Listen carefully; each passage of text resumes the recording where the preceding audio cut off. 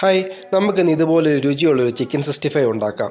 ആദ്യം നമുക്ക് ചിക്കൻ നല്ലതായിട്ട് കഴുകി വൃത്തിയാക്കിയിട്ട് ഞാനൊരു 1/2 കിലോ ചിക്കനെ എടുത്തിട്ടുള്ളൂ. എന്നിട്ട് ഇതുപോലെ നമുക്ക് കഴുകി വൃത്തിയാക്കിയിട്ട് ഇതുപോലെ പീസാക്കിയിട്ട് ചെറുതായിട്ടൊന്ന് ഒന്ന് കട്ട് ചെയ്ത് കൊടുക്കണേ.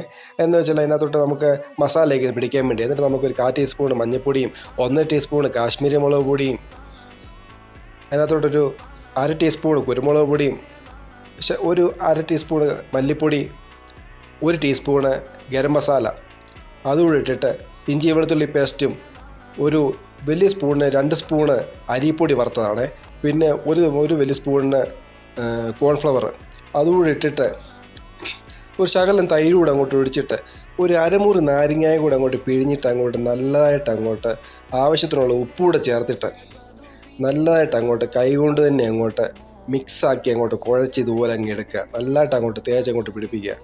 നല്ലതായിട്ട് ഇതുപോലെ നല്ലതായിട്ട് തേച്ച് പിടിപ്പിക്കുക. എന്നിട്ട് നമുക്കൊരു അരമണിക്കൂർ ഫ്രിഡ്ജ് വെക്കണേ.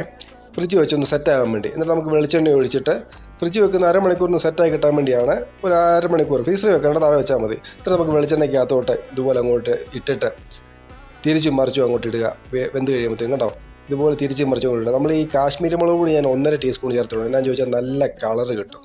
അപ്പോൾ ഇത് നല്ലൊരു എല്ലാവർക്കും ഇഷ്ടപ്പെട്ടുള്ള ഒരു ഐറ്റമായിരുന്നു. ഞാനത് സെർവ് ചെയ്ത് കൊടുത്തപ്പോൾ ഒക്കെ നല്ലൊരു ടേസ്റ്റുള്ള ഐറ്റം. നിങ്ങൾ ഉറപ്പായിട്ട് തന്നെ ഇതൊന്ന് ഉണ്ടാക്കി നോക്കണം. നമുക്ക് ഉണ്ടോ 2 സൈഡും ഇത് ഇത്രയും പരുവായി കിട്ടിയാൽ മതി.